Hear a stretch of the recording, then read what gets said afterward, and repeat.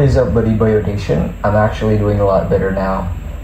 Um, Hopefully I can keep this quiet and peace going, right? Um, just hobby maxing and stuff. I'm actually planning on making a different form of content, something more chill, But yeah, I just wanted to release 3 videos before I focus on something else, perhaps, right? So this channel is gonna be on break. I already have a pre-recorded video. I haven't uploaded yet, but it will be available on Rumble. Again, thank you all for the support. I really appreciate it. Let's just get into it. Okay, about the consent argument in antinatalism and why I do not support it. So I think like the core foundation, like this is considered one of the strongest points of antinatalism, right? Is the idea of consent. What do I mean by consent? Well, you do not have the conscious consent of the child to be brought here into this earth, right? Okay, let me think. Let's say we are able to create a perfect society where everybody gets to have a void, right? Everybody's a Chad or whatever.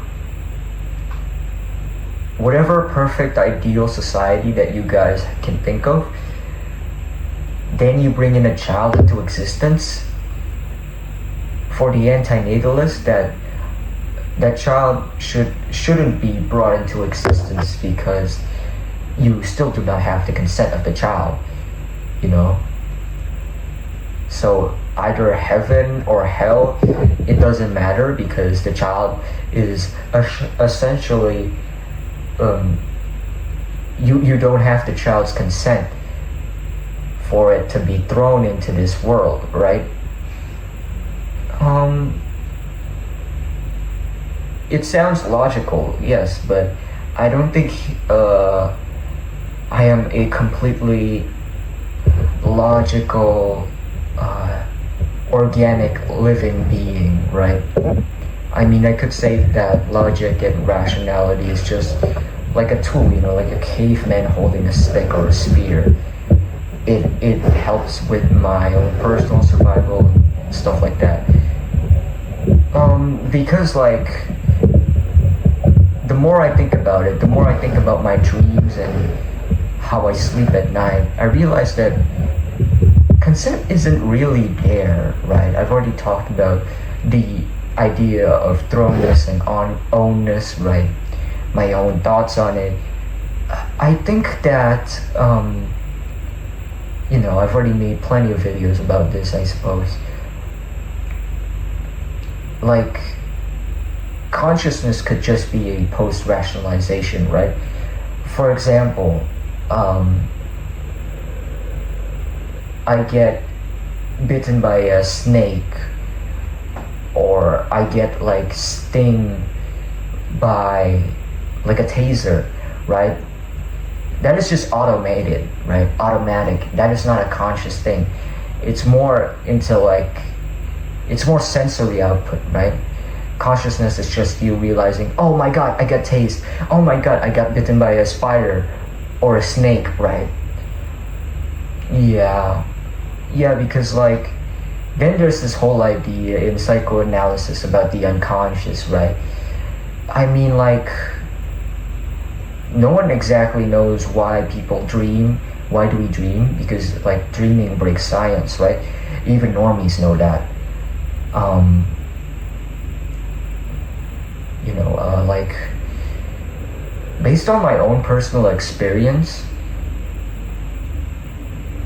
the dreams that I have, like, the more I think about it at the time, right? The more I think about it, the more I contemplate on it, the more I realize, I'm just like, putting the pieces together enough so that I have a sufficient understanding, right? I've already interpreted Hudson Plax's dream. I've already interpreted my own dreams, right? Not saying that sometimes a cigar is obviously just a cigar, but I don't know, just the more I think about it, the more it made sense to me, but also the more I don't find the argument of consent appealing from anti-natalists. Because like, everybody listening to this video, right? I'm speaking from my own first-person perspective. You are listening on your own first-person perspective. If there's a third-person perspective, if you play PUBG or Fortnite, right? The second-person perspective could be your own dreams, because you don't have the consent of yours. But it's also like, it's not on your own conscious consent, but it's like, it's there, it's there, right? Those are like, in the Jungian theory, it's like your repressed shadows, your repressed inner desires or potentials, right? Unless you think about these things a lot, the things that you would ignore that are in the void as in the back of your mind, they're going to appear to you, right? Something like that. They're gonna come to you unless I think about those things. If I don't ignore those things, like those things will come into my bed, right? Come into my dreams. Obviously, no one is fully 100% conscious, as in they get to know everything. That's not how it works. Even like my body, like I have to take a shit, I have to take a piss or something like that, right? Yeah.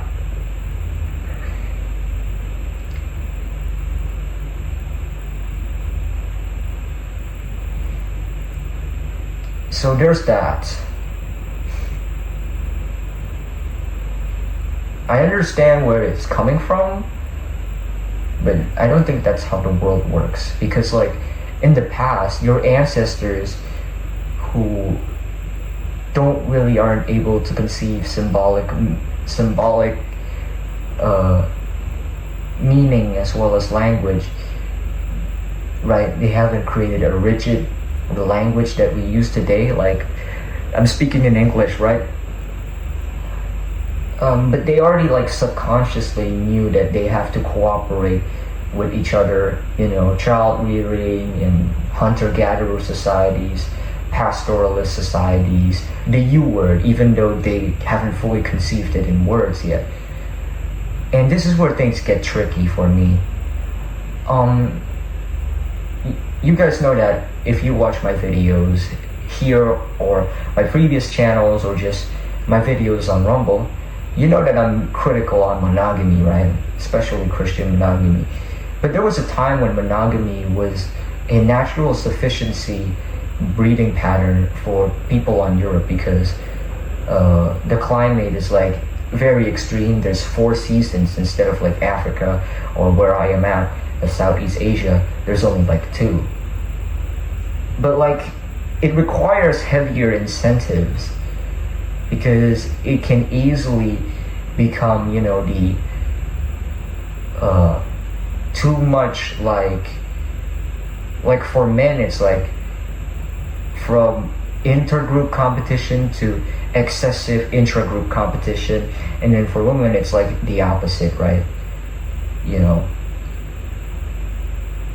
From natural, literal, tangible incentives to like symbolic, radical chaos and sexual control.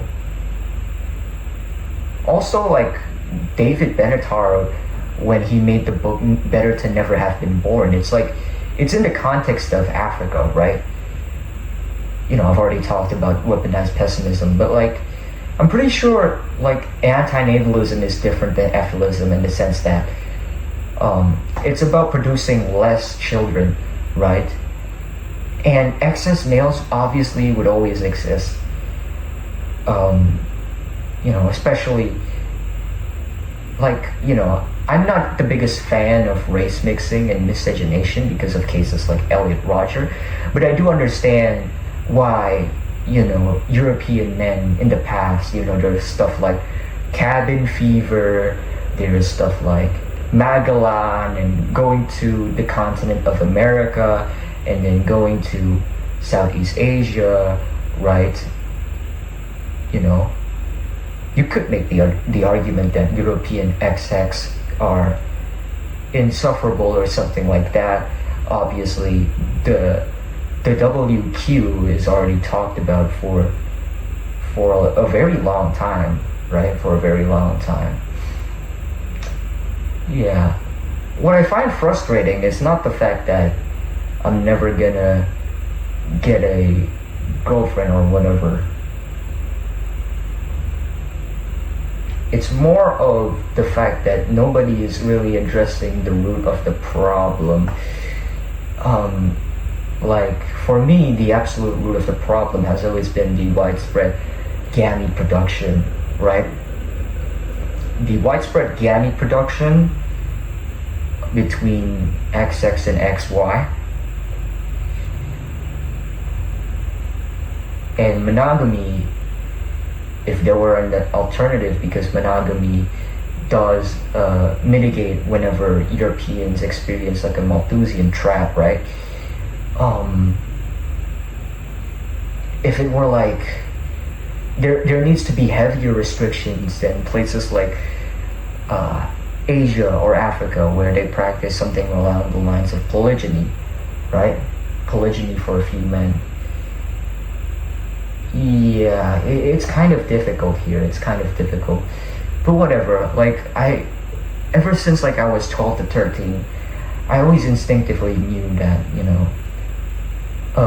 giving flowers or diamond rings or bracelets is kind of like what rich people do, right? I'm not a rich person. I have plenty of money, as in, I wouldn't say that I'm a nepo baby, but like, I'm not the biggest fan of arbitrary money that is built upon fake literally neck hurt economies, right? But like, if I were to like someone, obviously I would be a little bit more creative, right? Yeah, it's just the more I think about it, the more frustrating it is, because I see people online are already understanding the symptoms, but they always have to direct it into the F word. You guys can figure it out, the F word. But the problem is far, far more deeper and much more magnitudinal in scale. It's like since the fall of Rome, essentially. Yeah, but I don't believe in the idea of consent and produce like what Steve Nielsen said, pro-life, but not every human life, So there requires a massive culling of quote-unquote dysgenic excess males, right? Especially in the West. But like in countries like my own, it's not getting any better, obviously. I don't really care, honestly. I don't really care, but I thought it would be interesting for me to talk about these things because I'm still affected by the state. My parents are still breathing. So, yeah. But I am doing a lot better. So yeah, this is just a video for today. It's kind of weird because I haven't fully grasped about what exactly the argument is, but I understand it enough to not support this idea because no one is fully conscious. We are thrown into something. We have dreams. We just, we can still talk about these things. That's why this channel is made, right? Cheers and cauliflower ears.